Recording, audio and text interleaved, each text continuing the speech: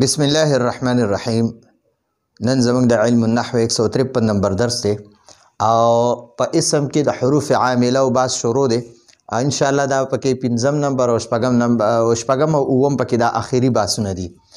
واو بمانا مع، داسې واو چې د مع معنی ده. د دې واو معنی ده مع معنی ده سره، نو د دې واو معنی ده سره، یعنی د مع معنی ده، نو د مع معنی ده سره. لکه زه وایم جاء زید والحامده، جاء زید والحامده، یا جاء زید وبکرا، زما خواله زید سره بکرم راغی، زید سره بکرم راغی. د دې واو معنی مې د سره وکړه. یا زه وایم جاء زید وحامدا، زما خواله زید حامد سره راغی، سره د حامد راغی. ټیک شو؟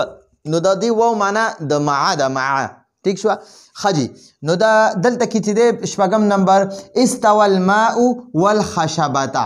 استوى معنی ده برابر شوي، ماء اوبه، والخشبه لرګي سره. لکه مثلا تاسو به چرته لیدلی په دې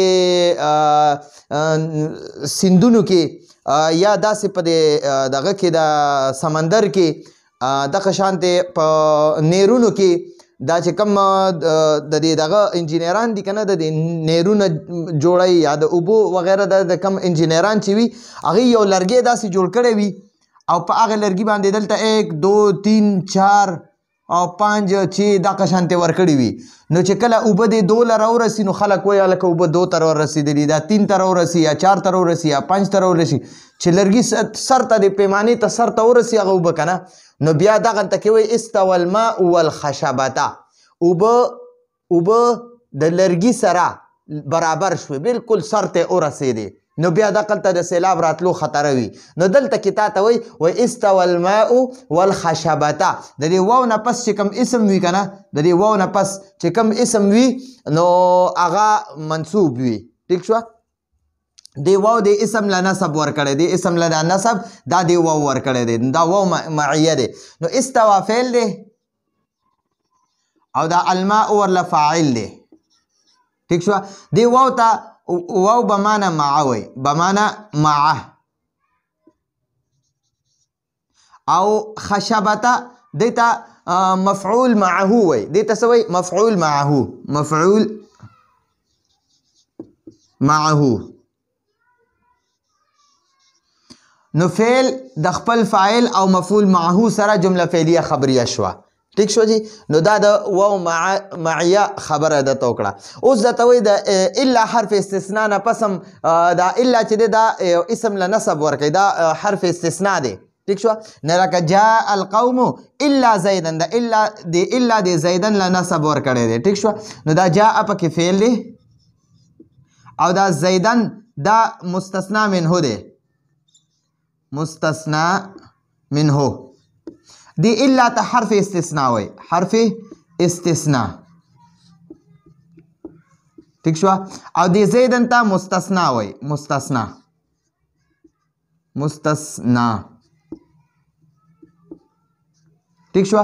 نو دا مستثنا منه د خپل مستثنا سره، د مستثنا منه د خپل مستثنا سره دا فاعل شو د جاء فعل د پاره. جاء فعل د خپل فاعل سره جمله فعلیه خبریه شو، جمله فعلیه خبریه شو. ٹھیک شو جی؟ دا استوى الماء والخشبه دا جمله فعلیه خبریه شو. استوى فعل، الماء فاعل او الخشبه مفعول معه. ځکه د دې واو معیه نه پس چې کوم اسم وي هغه ته مفعول معه وي. نو دا جمله استوى فعل د خپل فاعل او د مفعول معه سره جمله فعلیه خبریه شوه. ٹھیک شو جی؟ نو دا په اسم کې حروف عامله هغه مکمل شو. ان شاء الله دینه پس په نورو درسونو کې د فعل حروف عامله ان شاء الله ابوایو. راتلونکي درس پر اجازه غواړو. هذا هو المرام والله اعلم بحقيقه الكلام.